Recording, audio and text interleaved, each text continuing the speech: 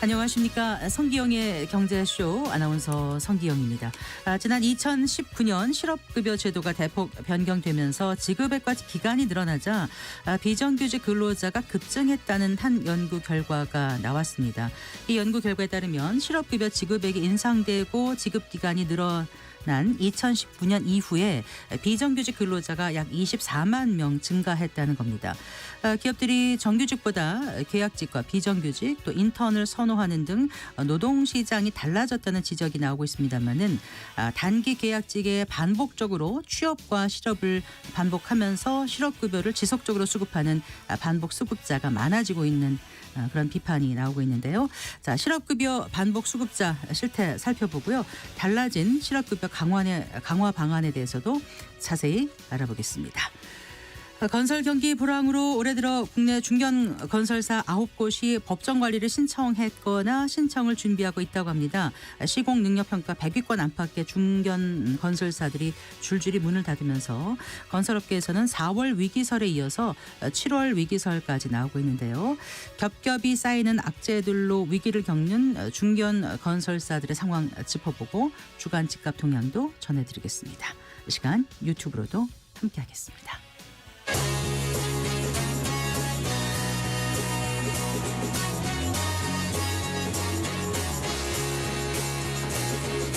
경제 시야를 넓혀드립니다. 투자의 지름길을 안내합니다. 돈 되는 정보를 발견하는 시간. KBS 1라디오 경제쇼. 먼저 오늘의 주요 경제 뉴스 정리해 드리겠습니다. 경제 뉴스 브리핑 손서구 경제평론가와 함께하겠습니다. 안녕하세요. 네, 안녕하십니까. 예, 도널드 트럼프 미국 대통령이 상호 관세를 90일간 유예하는 네. 조치를 또 전격 발표했습니다. 그래서 오늘 증시가 이거 네. 얼마가 오른 겁니까? 대단한 폭등세를 연출했습니다. 네. 이게 지금 관세가 연일 지금 시장을 들었다 놨다 하고 있거든요. 그렇죠. 네. 일단 종가부터 말씀드릴게요. 코스피가 6.6% 급등했습니다. 151포인트가 단번에 오르면서 2445.06포인트의 거래를 마쳤고요. 코스닥은 5.97% 38포인트가 오르면서 680선 위로 올라섰습니다. 네. 지금 트럼프 대통령이 밤사이에 이제 자신의 소셜 미디어를 통해서 중국을 제외한 다른 국가들에 부과된 상호관세 90일간 유예하는 조치를 발표했고요. 이 발표가 나자 미 뉴욕 증시가 폭등을 했죠. 나스닥이 12%가 올랐습니다. 이게 네. 24년 만에 가장 큰 폭의 상승장이었습니다. 예. 이 영향으로 우리 증시도 오늘 급등을 한 거고, 오늘 기억하시겠지만 상호관세 발표되고 나서 우리 주식시장의 사이드카 매도 사이드카 네. 당시에는 오늘은 코스피 코스닥 양시장에서 매수 사이드카가 발동됐습니다. 네. 이 사이드카는 선물 가격이 5% 이상 급등하거나 급락한 게 1분 이상 지속되면 이 주가 변동을 좀 방지하기 위해서 프로그램 매매를 5분간 중단시키는 제도가 되겠죠. 오늘 장이 그만큼 변동성이 컸다는 뜻입니다. 삼성전자, SK하이닉스 같은 반도체주가 매우 강한 반등을 오늘 보여줬고요. 네. 이것 외에도 오늘 시총 상위주들 다 강세로 마감을 했습니다. 네. 반대로 이제 원 달러 환율은 오늘 하락 마감했습니다. 네. 지금 주간 거래 종가 말씀드리면 어제장보다 27원 7전 내린 1,456.4원에 주간 거래를 마감했습니다. 네. 상호관세 유예 소식 역시 위험 선호 심리가 회복이 되면서 달러 수요가 수그러들었고 원화 약세 압력이 둔화되면서 이제 환율은 하락 전환한 거다. 오늘 원화 약세 압력이 줄면서 이제 원엔 환율 네. 또 100엔당 1,000원 밑으로 떨어지는 모습 나타냈습니다. 네. 일단 이 상호 관세를 전격 유예한 배경에 대해서 지금 어떤 분석이 나오고 있습니까? 지금 되게 다양한 관측과 루머와 확인되지 않은 소식들이 난무하고 있어요. 그럴 수밖에 없는 게 우리 지금 계속 봐왔지만 예측 불가능한 선택들의 연속이지 않습니까? 네. 절대 양보나 예외가 없다. 그렇게 으름장을 놨고 결국 상호관세를 발효했는데 발효 13시간여 만에 전격 유예 조치를 발표했다는 게 상식적으로는 납득하기는 쉽지 않죠. 네. 그럼 왜 전격적으로 유예 조치를 했을까? 이것도 이제 각각의 말들이 좀 다른 게 예를 들어서 스콧 베센트 재무장관은 여기에 대한 질문이 쏟아질 수밖에 없었죠. 모든 게 트럼프 대통령의 전략이었다. 이런 주장을 했단 말이에요.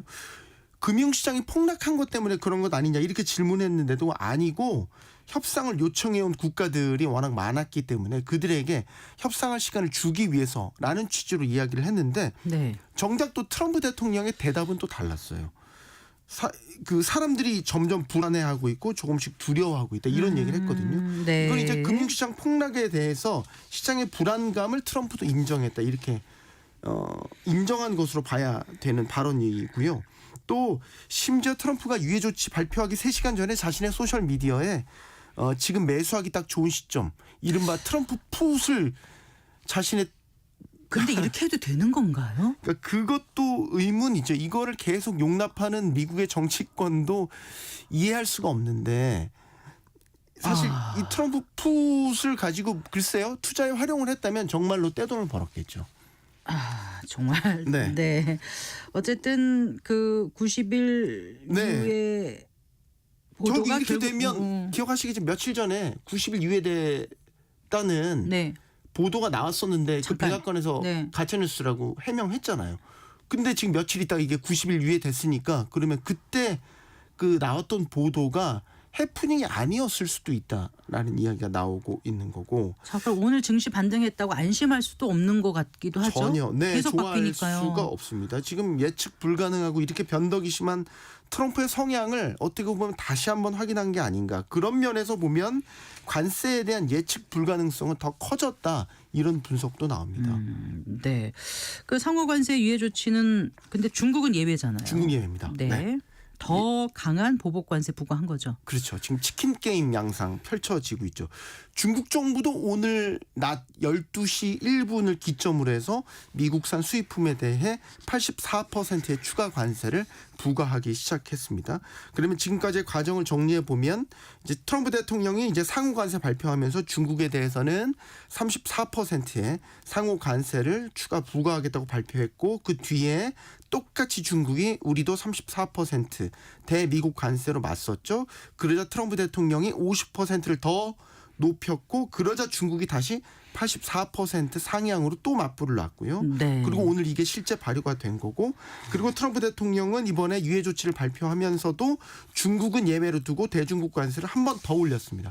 125%로 올리면서 이제 강도를 높였고 오늘 125% 관세 불가 조치한 것에 대해서 중국 관영 매체 인민일보를 통해서 중국의 강경한 입장이 다시 확인됐습니다. 네. 미국의 경제적 괴롭힘 행위에 대해서 강력한 대응 조치를 계속 취할 것이다. 이렇게 말이죠. 네. 지금 관세 조치도 관세 조치인데 여러 다른 맞대응 조치들도 여러 측면에서 확인이 되고 있습니다. 예를 들면 미국 이 아파할 만한 부분들 농산물에 대한 관세 대폭 인상이라든지 축산물 수입을 중단한다든지 아니면 미국 기업들을 대상으로 제재를 염두에 두고 조사 대상에 올린다라든지 이런 조치들이 하나둘씩 지금 검토 대상으로 오르고 있습니다. 네.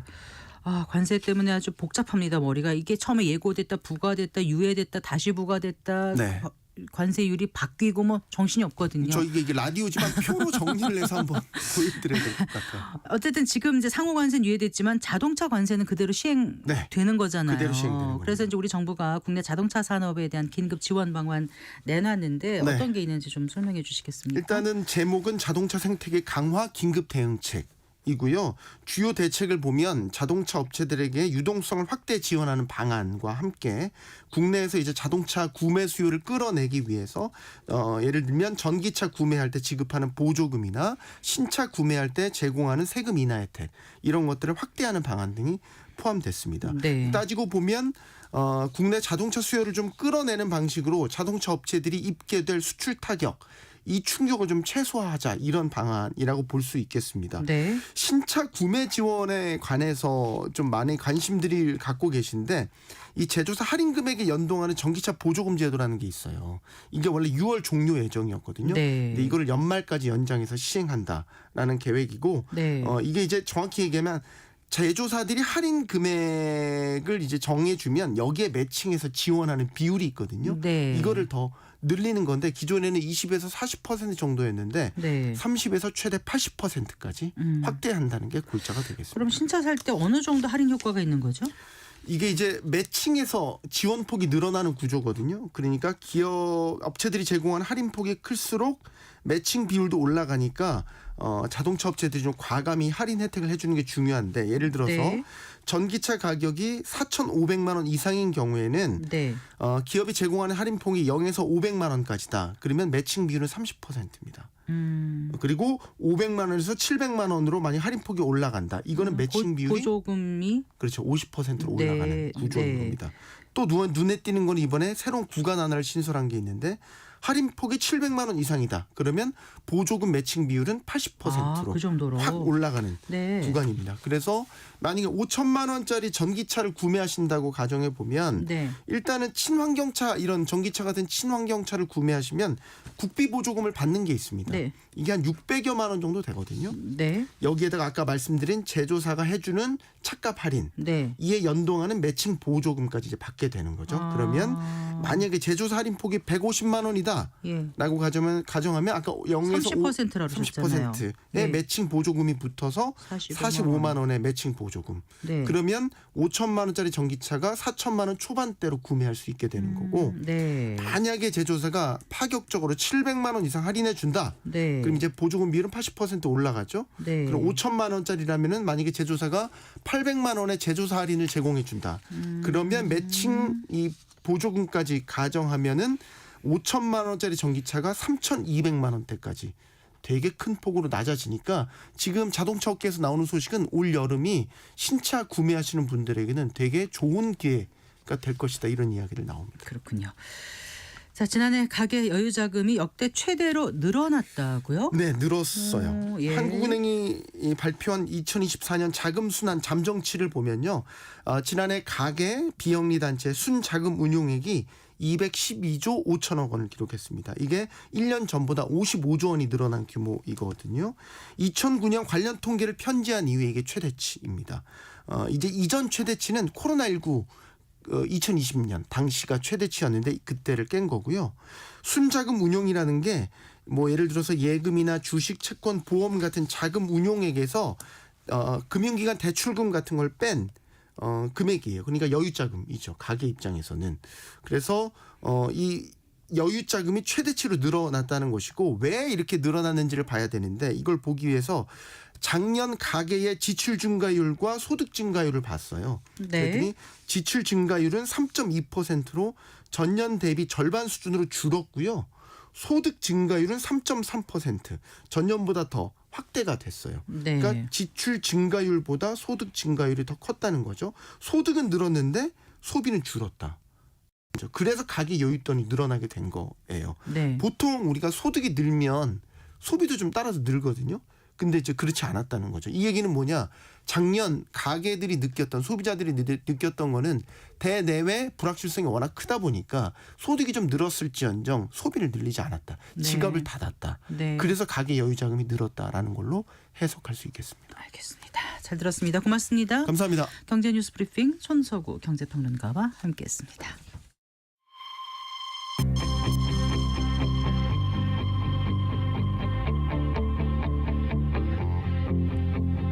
경제 전문가의 원포인트 레슨. 꼭 알아야 할 정보와 이슈를 알기 쉽게 풀어드립니다. 대한민국 경제 고수와 함께 투자의 맥을 짚는 KBS 1라디오 경제쇼. 진행의 성기영 아나운서입니다. 4시 19분입니다. 실업급여 지급액이 역대 최대 규모를 기록하고 있다고 하죠. 고용 환경이 이제 코로나19가 기승을 부리던 시기 수준으로 악화되면서 지금 뭐 실업급여 지급액도 덩달아 늘어났다고 하는데요. 여기에다가 그 실업급여를 지속적으로 수급하는 반복 수급자에 대한 논란이 커지면서 고용노동부에서 실업급여 반복 수급자를 단속하겠다고 나섰는데요. 자, 반복 수급 실태 살펴보고 또 실업급여 단속 방안 방안으로는 어떤 것들이 있을지 자세히 알아보겠습니다. 김효신 노무사 스튜디오에 모셨습니다. 반갑습니다. 네, 안녕하세요. 네. 네.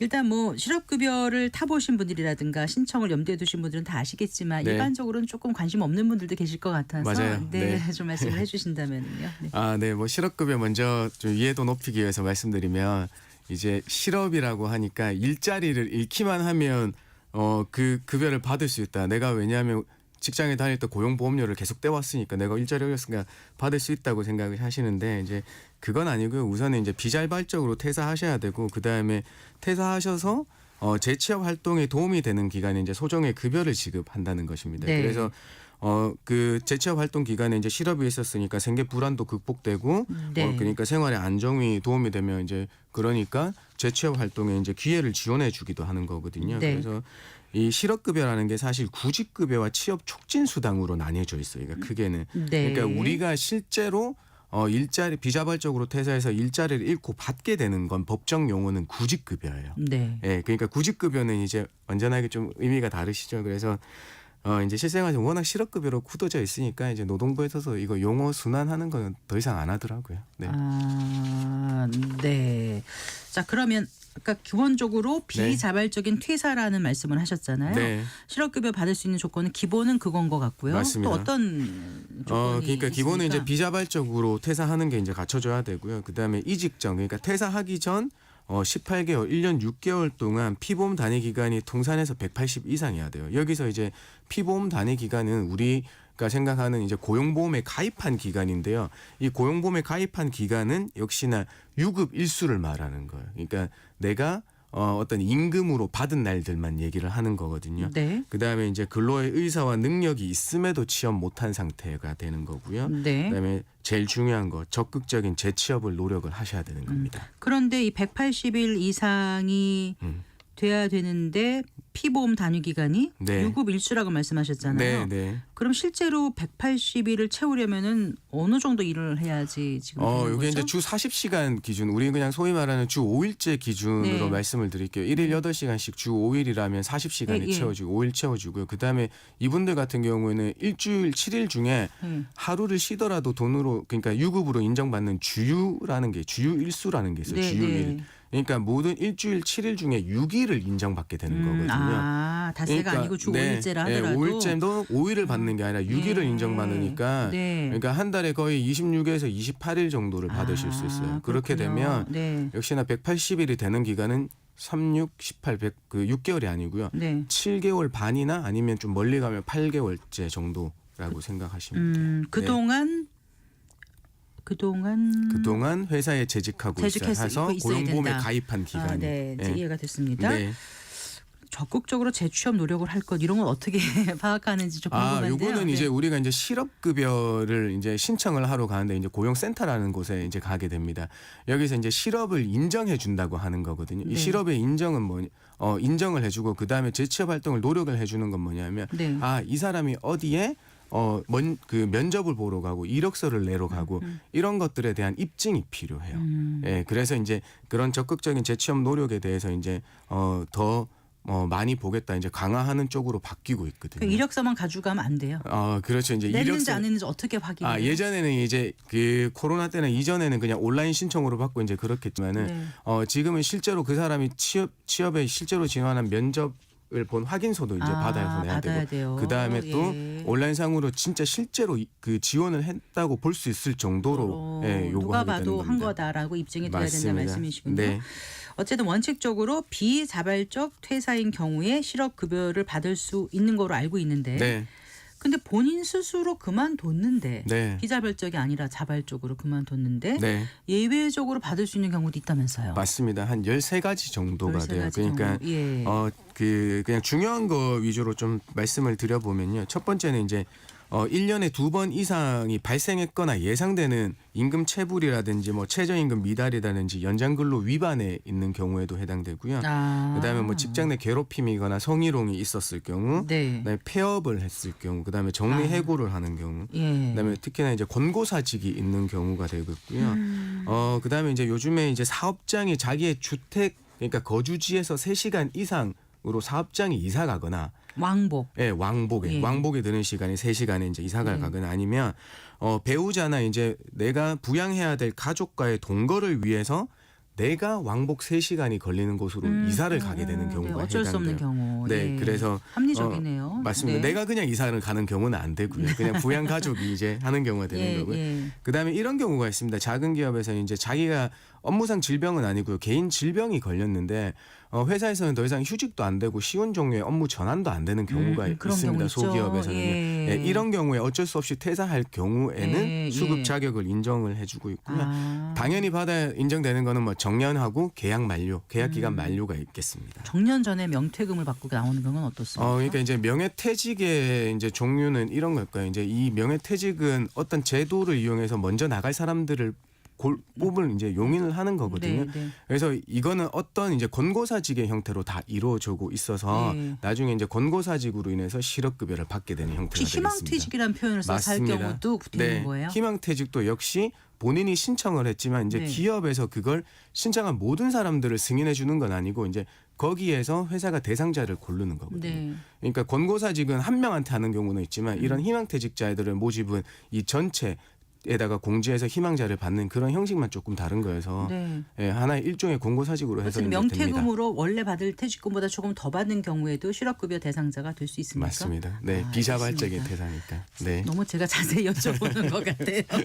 네. 예. 그 실업급여에 대해서 흔히들 좀 잘못 알고 있는 건 어떤 거예요? 그 좀 전에 이제 말씀드렸다시피 이제 네. 실업급여 나 일자리 그만뒀으니까 무조건 받을 수 있다. 나 고용보험료 냈지 않냐. 이제 그거가 오해가 제일 많으세요. 그래서 이제 비자발적 퇴사해야 된다, 재취업 활동 열심히 해야 된다, 이제 이런 것들 때문에 오해가 많이 있고요. 두 번째는 아까 또 구체적으로 말씀드린 이제 180일이 돼야 된다는 네, 거예요. 네. 근데 이게 한 직장에서 180일만 되는 게 아니고요. 이 180일은 내가 퇴사하기 1년 6개월 동안 실업급여를 받지 않은 기간을 다 통산 합해줘요. 1년 6개월. 네, 맞습니다. 그래서 이제 한 직장에서는 이제 7.5개월 정도 돼야 된다고 말씀드렸지만은 만약에 한 3개월 정도 되더라도 이거 기왕의 것을 합칠 수 있으면 예, 된다. 단 네. 무한정 되는 게 아니고 네. 1년 6개월 안에서 실업급여 받은 기간은 빼고 이렇게 말씀드릴 수 있겠습니다. 네, 알겠습니다. 네. 그런데요, 그 최근에 나온 어떤 연구 결과를 보니까요, 네. 그 실업급여 지급 기간과 급여액이 증가한 게 이제 2019년이었나요? 네, 19년도죠. 네, 그때부터 비정규직 비율이 증가했다. 네. 그래서 비정규직이 20몇만이 늘었다. 네. 그러고 또 심지어 최저임금을 받고 일하는 근로자보다 실업급여자가 더 급여를 많이 받는 역전 현상이 일어났다. 네. 이게 이제 실업급여가 비정규직에 미치는 영향이란 보고서더라고요. 제목이요. 맞습니다. 그 얘기 네. 조금 해주실까요? 이제 지난달 18일에 이제 파이터치 연구소라는 데인데 이 보고서가 발표됐어요. 그래서 높은 실업급여로 인해서 네. 구직자에 대해 이제 경제적 안정을 줌으로 인해서 이제 구직자가 이 실업급여를 반복 수급하게 되는 현상이 발생한 거다라고 이제 결론을 내고 있는데요. 그리고 또 실직 전에 받은 평균 급여 대비해서 실업급여 비중이 1% 포인트 올라갈 때 비정규직 비중도 0.01에서 0.13% 포인트 증가했다고 해요. 그래서 이제 결론적으로 말하면 자기가 직장 다닐 때 받는 급여보다 실업급여를 더 많이 받게 되니까 비정규직을 더 선호하는 현상이 나타난 것처럼 이야기하고 있어요. 예. 처럼 얘기했다. 이게 중요한 것 같아요. 그렇죠. 네. 이게 그러니까 이제 모든 통계를 들어서 이게 실업급여 비중 1% 포인트 올라가는 걸 보니까 비정규직 비중도 0.01에서 0.13% 포인트 증가하더라고 얘기하는 그건 게 각각의 팩트를 맞습니다. 상관관계에 있는 것처럼 분석하면 네. 그렇게 보이지만 네. 반드시 그 급여액과 기간이 늘어났다고 해서 맞습니다. 정해 상관관계가 나온다라고 네. 얘기하기는 좀 어려운 부분이 있을 것 같은데요. 네, 맞습니다. 왜냐하면 이제 19년도 이후에 최저임금이 오름으로 인해서 또 그다음에 실업급여에 대한 상한액과 그 기간을 늘려주는 그 제도의 개선은 있었어요. 네. 근데 이제 19년도 이후 뭐 그 이전부터 발생한 거지만 네. 이 2020년대에 들어오면서 사실 우리는 비정규직이 기하급수적으로 늘어나기 시작합니다. 여기에서 네. 왜냐하면 이 우리가 소위 말하는 양질의 일자리는 노동시장에서 거의 없다고 보면 돼요. 지금은 대학교 졸업하더라도 청년 실업자, 청년이 일자리를 못 구하는 미스매칭 네. 현상이 굉장히 많죠. 그다음에 그거는 둘째치고 요식업이나 서비스 업종에 우리 대학생들 단기 알바할 때도 네. 심지어 초단시간 근로자로 뽑는 경우도 있고요. 그다음에 예전 같았으면 정규직에 수습 3개월 계약을 해서 네. 어떤 그 근로자의 그 고용 안정, 심리적 고용 안정 정도는 보장이 됐는데 네. 지금은 아직 수습 3개월이라고 얘기하면서 3개월의 계약직으로 계약을 해요. 이거는 왜냐하면 이 노동 시장에서 우리가 해고가 굉장히 용이해진- 어렵다는. 예. 해고가 용이해진 거 아니에요? 아니죠. 이 사용자들은 우리 근로기준법이 해고가 굉장히 어렵다는 어렵다고 인식을 생각하기 하고, 네. 있기 때문에 그렇게 초단기 맞습니다. 계약을 하고 하자는 그러니까 이 생각이 해고가 많아진다는 굉장히 거죠. 어렵고 만약에 해고를 하려고 하면 이 사유 그다음에 절차 양정이라는 걸 세 가지를 준수해야 되니까 가장 쉬운 방법이 뭐냐? 네. 그러면 기간제법에서는 2년을 초과하면 예. 특별한 예외가 없는 이상 계약직으로 쓸 수 있게 돼 있고 맞아요. 그러면 사용자는 그 유혹에 빠지게 되는 거예요. 2년 내로는 그러면 계약직 쓸 수 있네? 그러면 일단은 수급이 왜냐하면 지금은 인원을 많이 뽑지 않으니까 지금은 공급자가 더 많은 시점이니까 그러면 더 많이 구해질 수 있네. 이제 이렇게 그러니까 단순히 얘기가 되는 거예요. 급여 얘기라든가 지급 기간이 늘어났다고 해서가 아니라 고용 시장의 형태 자체가 좀 변했기 때문에 맞습니다. 이것도 고려가 돼야 그것도 된다는 고려가 말씀을 돼야 드리고 된다는 말씀을 싶어요. 해주고 네. 싶으신 건데요. 네. 그러니까 2019년 전에는 원래 90일에서 240일이었던 게 네. 120일에서 270일까지로 급여 기간이 늘어난 거고 맞아요. 액수도 3개월 평균 임금이 50%에서 60으로 늘어난 거잖아요. 맞습니다. 어쨌든 이제 근데 이런 얘기 저도 좀 들어봤어요. 아이고 네. 뭐 그 뭐죠? 그 여러 번 반복해서 수급 네. 받는 경우요. 네. 그래서 뭐 어디서 나왔던 건가요? 그 20대인 자기 친구 3명이 실업급여를 9번을 받고 뭐 해외여행을 다니고 있다. 네. 뭐 명품을 산다. 이런 기사까지 나왔는데 이게 가능해요?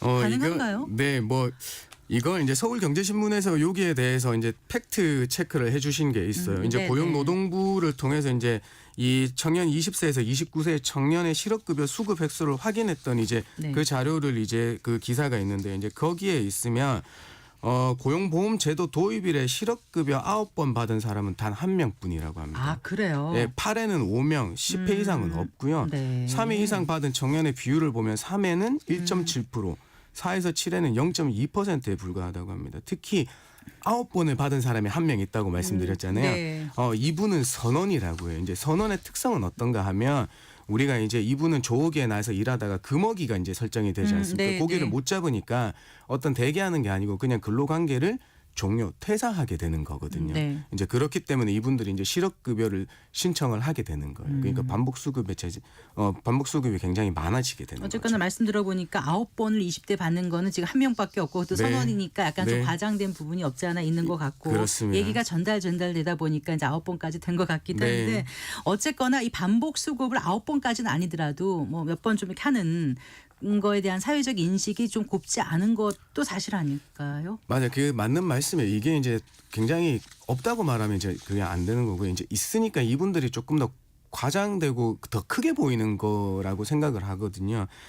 사실 이제 실업급여를 계속 받는 사람은 보면 누군가는 그걸 본인 나름대로 이제 우리는 설계한다고 얘기하는데 이제 설계해서 받을 수도 있고요. 그러니까 그런 일자리만 찾아다니는 사람이 있을 수 또 있잖아요. 실업급여 받는 법 검색하면 막 나오고 막 이런다면서요. 그런데 본인은 예, 이제 예. 정규직으로 들어가고 싶은데 네. 어쩔 수 없이 본인의 처한 환경과 이제 이 노동 시장의 환경을 고려해봐서 자기가 원하는 직종에는 계속 계약직만 뽑는 거예요. 그런데 나중에 조금 더 정규직 일자리로 가기 위해서는 네. 그냥 동종 업종의 경력이 필요할 거 아닙니까? 네. 그러니까 동종 업종의 경력을 쌓기 위해서도 지원을 해야 되고 네. 나는 일자리는 육아휴직 대체자라든지 아니면 일시적 공백에 의해서 그런 대체자의 자리만 나오게 되는 거죠. 네.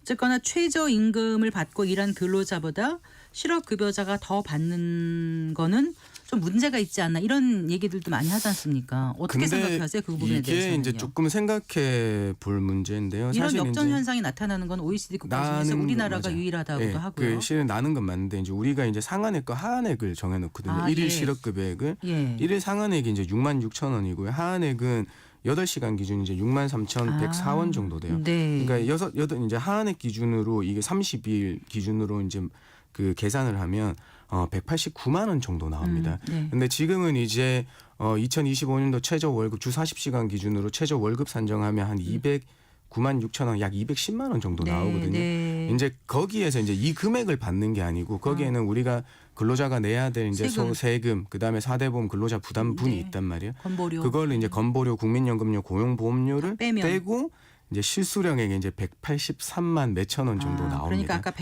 189만 원에서 네. 183을 빼면 오히려 6만 원을 적게 받는다. 그렇죠. 이제 이게 이 비교가 맞나? 이게 이제 국가에서 지급할 때는 이제 세금을 공제하지 않고 지급을 해서 이제 발생하는 현상이 되는데 이게 단순 비교하는 게 맞나? 아, 이거 어떻게 말씀드리지? 그 생각 많이 합니다. 네. 네.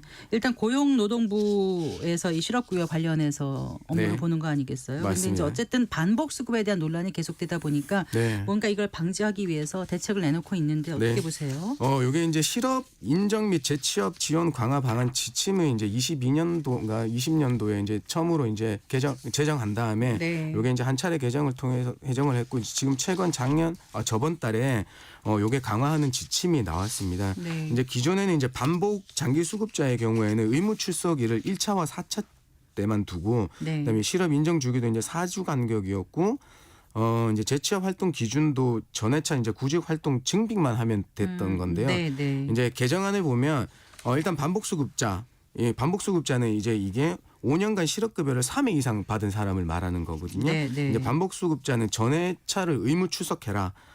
그 다음에 실업 인정 주기는 1에서 3차까지는 2주 간격으로 인정하고 4차 이후는 4주 간격으로 인정 주기를 설정했습니다. 네.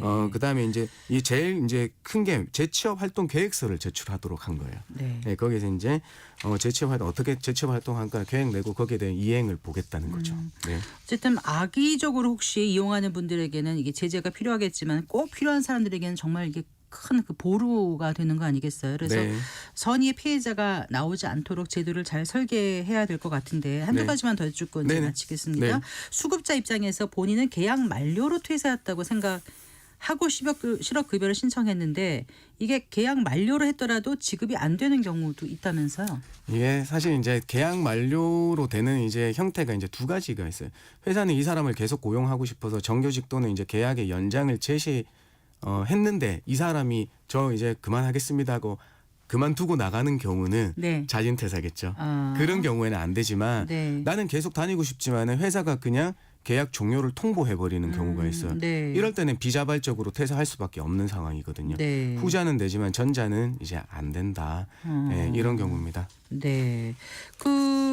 이런 경우도 있습니까? 해고나 권고 사적 같이 비자발적으로 퇴사한 사람 가운데 회사가 퇴직 사유를 거짓으로 기재해서 왜 그랬는지 모르겠습니다만 실업급여를 받지 못하는 경우가 왕왕 있다면서요.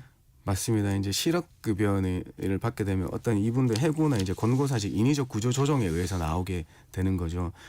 사실 이제 이 회사가 이제 말은 그렇게 해놓고 바꾸는 경우들을 보면 이 고용노동부에 이제 고용지원금을 수령하고 있는 업체들이 많아요. 네. 왜냐하면 인위적 구조조정 아까처럼 권고사직이나 해고가 발생하면 이 고용지원금 지급이 중단되거든요. 심지어는 어떤 거는 뭐 의무 방지 감원 의무 방지 기간 동안에 받은 금액을 이제 이거 위반했으니까 그거를 다시 내놓아야 되기도 하고요. 네. 그렇기 때문에 이거를 변경해서 바꾸는데요. 이제 사실과 다르잖아요. 요건 우리 뭐 번거롭지만은 네. 우리 해당자 분께서 근로복지공단에 네. 사실 확인을 요청하시면 상실로 네. 사유 확인 요청을 하시면 이제 근로복지공단이 이제 서로 정확한 사실을 파악해서 네. 요건 실제대로 바꿔줍니다. 그런 건 실사해가지고 얼마 만에 그 결정이 나오나요? 되게 이제 저희가 이제 처리 기간이 아마 다 정해져 있죠. 근데 이 처리 기간이 이제 정확하게 제가 기억을 안 납니다만은 결국에는 이제 실사라고 해서 뭐 현장에 나가 보는 경우도 있겠습니다만 사실 이제 사업주의 의견을 받거나 여기에서 이제 우리 근로자분의 의견을 받는 형식으로 이제 판단하게 되긴 네. 합니다. 억울한 부분이 있으면 근로복지공단을 찾아가라. 맞습니다. 이 네. 말씀이시군요. 네, 잘 들었습니다. 고맙습니다. 감사합니다. 네, 김효신 노무사와 함께했습니다.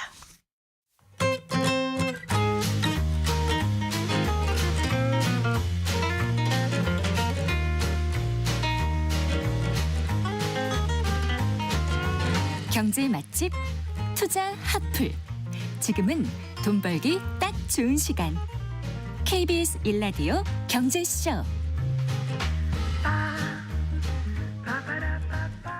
한 주간 집값 동향 살펴보고 실생활에 도움이 되는 부동산 관련 소식들 발빠르게 전해드리겠습니다. 김인만 부동산 경제연구소장과 함께합니다. 어서 나오십시오. 안녕하세요. 안녕하세요. 자, 한 주간 아파트 시장 흐름부터 먼저 좀 짚어볼까요? 네, 이번 주도 하향 안정이 되고 있습니다. 그래서 서울부터 살펴볼 텐데요. 서울이 한국 부동산은 주간 매매 가격 지수 변동률이 0.08%입니다. 네. 지난주가 0.11%고요. 일부 뉴스를 보게 되면 뭐 10주 연속 상승이라고 나오는데 우리는 네. 항상 추이 흐름을 제가 봐야 된다고 말씀드렸잖아요. 토지거래가구역 확대 재지정 전에 0.25%까지 올라갔었고요. 0.11%가 2주 유지되다가 이번 주는 0.08%니까 네. 상승폭이 축소가 되고 있습니다. 전국적으로 보면 마이너스 0.01에서 마이너스 0.02% 하락폭이 확대가 됐고요. 수도권 지역도 0.03에서 0.01%, 지방은 마이너스 0.05% 전주와 동일하기 때문에 서울을 제외하고는 전체적으로는 하향 안정화되고 있고요. 서울도 상승폭이 축소가 되고 있는데 네. 서울 내에서도 이제 많이 올랐던 지역들을 좀 살펴보게 되면 강남구도 0.2%, 그냥 0.2%만 보면 상승률이 여전히 높습니다만 0.8%까지 갔다가 0.2%까지 내려왔기 때문에 네. 지금 안정이 되고 있는 상황이고요. 서초구도 0.79%까지 갔다가 0.11%까지 내려왔으니까 전체적으로 이제 안정을 좀 찾고 있다. 토지거래가구역 확대 재지정이 되면서 물론 뭐 그 효과 많이 올랐으니까 이제 쉬어가야 될 타이밍입니다만 확대 지정이 결과적으로는 또 뭐 서울시장 안정이 되는 결과가 지금 서울 나오고 있는 부동산 상황. 시장 안정. 네네네. 네. 일단 그 토지거래 허가구역 확대 재지정 후에 서울 아파트 매물은 좀 감소했다고 하지 않습니까? 네, 매물이 그 좀 줄어들었습니다. 얼마나 줄어든 거예요? 일단 매물이 줄어들었다는 얘기는 거래가 많이 됐다는 의미일 수도 있고요. 집주인 입장에서 본다면 팔릴 물건 다 팔렸고 이제 토지거래가 구역이 확대 지정이 되면서 강남 3구죠. 더 이상 전세 낀 매물들은 팔지 못하기 때문에 매물 회수하면서 이제 줄어들었는데요. 한창 뜨거웠을 때 3월 7일 같은 경우는 93,666가구였는데요. 최근에 4월 7일자 자료를 보니까 네. 86,274가구로 좀 줄어들었습니다. 그래서 네. 2개월 만에 이제 다시 감소폭이 됐는데 매물이 줄어들고 있다는 얘기는 전체적으로 역시 앞서서 서울시장이 좀 안정이 되고 있다는 거와 맞물리는 현상이고요. 최근에 이제 주택산업연구원에서 분양 전망 지수라는 걸 발표했는데요. 아, 네. 4월 분양 전망 지수가 108.7. 그러니까 22.6포인트가 증가한 거로 나왔는데 이게 어떤 의미냐면 이제 건설 업체들한테 설문조사를 해서 어떻게 될 거냐, 분양 사업이 잘 될 것 같으냐라고 설문조사했는데 100이 넘어가게 되면 좀 긍정적으로 평가하는 분들이 좀 많다는 얘기입니다. 그래서 이 뉴스만 보게 되면 드디어 또 심리도 개선이 됐다라고 나오는데 중요한 거는 이제 시점이잖아요. 이게 조사 시점이 토지거래가구역 확대 재지정 되기 전에 조사를 한 시점이기 때문에 네. 한창 분위기 좋을 때 조사를 하니까 건설업체들이 분양시장 좋아질 것 같아라고 이제 전망을 한 거고요. 네. 서울에 국한됩니다. 서울이 108인 거고요. 아마 다음 달 5월 전망지수 나오면 이거보다 좀 내려갈 것 같습니다. 그리고 네. 전국적으로 보게 되면 여전히 84니까 부정적으로 보시는 분들이 훨씬 더 많고요. 네. 비수도권 지역도 80.6% 수준이니까 서울만 그나마 100일 넘었지만 다시 다음 달 조사 결과가 나오게 되면 확대 재지정 효과가 반영이 되면 100 아래로 내려갈 가능성이 높습니다. 네. 앞으로 그 부동산 시장 전망을 조금 더 해봐 주실까요? 네. 이제 뭐 탄핵은 됐고요. 이제 조기 대선 모드로 들어갔잖아요. 네. 그래서 일단 조기 대선 결과가 나올 때까지는 사실은 뭐 더 이상 움직이지는 않을 것 같습니다. 거래량 많이 떨어질 것 같고요. 거래량이 3월 거래량은 거의 한 8천 건, 9천 건까지 아직 집계가 되지는 않았습니다만 현재 7천 건 넘었고요. 뭐 9천 건 가까이 나오겠습니다만 과거고 이제 앞으로가 중요한데 뭐 네. 당분간 한 3천 건대 수준에서 머무를 가능성이 높은데 왜 그러냐면 일단 2월, 3월에 거래할 사람도 많이 거래했고요. 서울의 거래량이 많이 늘어났기 때문에 쉬어가야 될 타이밍에 조기 대선이 나오니까 집주인들 입장에서는 굳이 급하게 팔 이유도 없고 매수자 입장에서도 급하게 살 이유도 없기 때문에 조기 대선까지는 올 수도 될 가능성이 높고요. 네. 조기 대선 이유가 이제 문제인데 누가 되느냐에 따라서 좀 차이는 있는데요. 만약에 국힘이 된다면 크게 달라질 건 없으니까 지금하고 거의 비슷한 상황 이어질 것 같고 이제 문제라기보다는 이제 변수라고 한다면 민주당이 되면 어떻게 될 것인가를 많은 분들이 이제 고민을 하는데 제가 시장에서 우려하는 부분을 좀 찾아보니까 이런 걸 걱정하시더라고요. 뭐 취득세, 중과세 계속 이제 안 풀어줄 것 같다. 중과세, 다주택자 규제가 계속 유지될 것 같다라는 의견이 있었고요. 종합부동산세를 좀 많이 걱정을 합니다. 그래서 네. 종합부동산세 문재인 정부처럼 더 강화되는 것이 아닌가. 그리고 재건축 재개발 촉진법 같은 경우 폐기되는 것이 아닌가. 그럼 공급이 더 불안해질 수도 있다라는 얘기들도 많이 하고 있고요.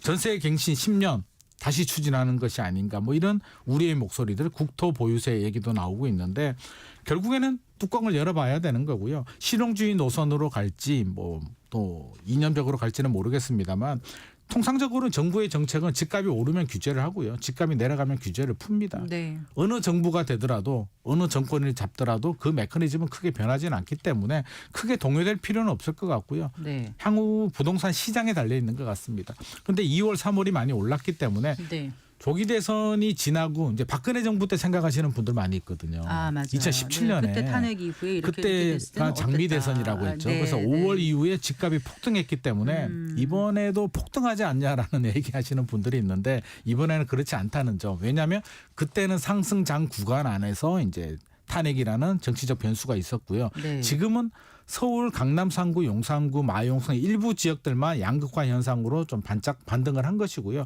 전국적으로 본다면 지금 조정의 구간 안에 있기 때문에 조기 대선이 된다고 해서 끝난다고 해서 옛날처럼 그렇게 상승으로 가기는 좀 어려울 것 같습니다. 네.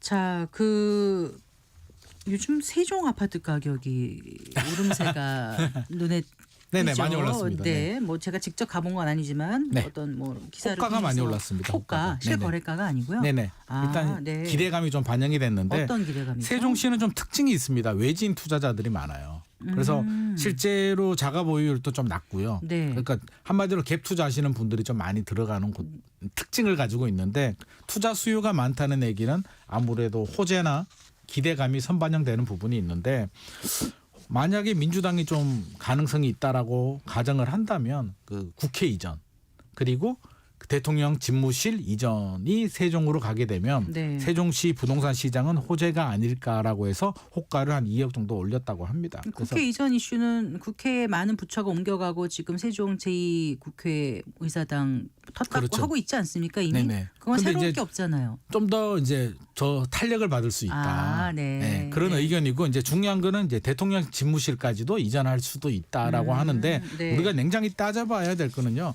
국회가 이전되는 거는 세종시 입장에서는 긍정적인 효과가 나올 수도 있습니다. 네. 일자리도 늘어나고 관련 분들 종사자들도 내려가고 긍정적인 효과가 있는데 대통령 집무실 이전에 대해서 막연하게 생각하면 네. 호재 아니냐라고 하는데 사실 대통령 집무실 이전하게 되면 경호 문제라든지 고도 제한 같은 게 걸리기 때문에 냉정하게 따져보면 크게 뭐 부동산 시장 입장에서 보면 득이 안 될 수도 있습니다. 그래서 국회 이전은 득이 될 수는 있는데 대통령 집무실 이전은 용산 같은 경우는 주위에 뭐 높은 건물도 많았지 않습니까? 그거는 이제 국방부 건물을 그렇게 한 거고요. 그래서 네. 막연한 기대감으로 예. 집무실 이전한다고 해서 집값이 많이 올라갈 거야라는 네. 기대감은 잠시 내려두는 게 좋겠다는 말씀 드리고 싶습니다. 네, 알겠습니다. 그 서울 등 일부 지역을 제외한 대부분의 지역들은 사실 아까 말씀하신 것대로 마이너스인 곳도 많고 네네. 또 이제 미분양 데가 많지 않습니까? 힘들죠. 예, 지금 건설업계 같은 경우는 미분양 이게 적체돼 있고 중공업 미분양, 악성 미분양까지 있으면 정말 이거 힘들 것 같고요. 네네. 거기다가 이제 환율도 고환율이고 그렇죠. 여러 가지 비용 상승에 대한 부담이 크기 때문에 지금 4월이잖아요. 4월이죠. 4월 위기설 왔는데 지금 얼마나 지금 문제인지도 모르겠고요. 7월 7월 위기설까지 위기설은 나오고 왜 있습니다. 또 5, 6월 건너서 7월인지 그 근거가 뭐예요? 일단 뭐 4월 작년에도 있었고요. 재작년에도 있었고요. 위기설은 계속 나오고 있습니다. 4월 되면은 뭐 또 채권 만기가 도래한다 뭐 이런 얘기들이 있는데 일단 힘든 거는 사실입니다. 말씀하신 것처럼 뭐 미분양 늘어나고 있고요.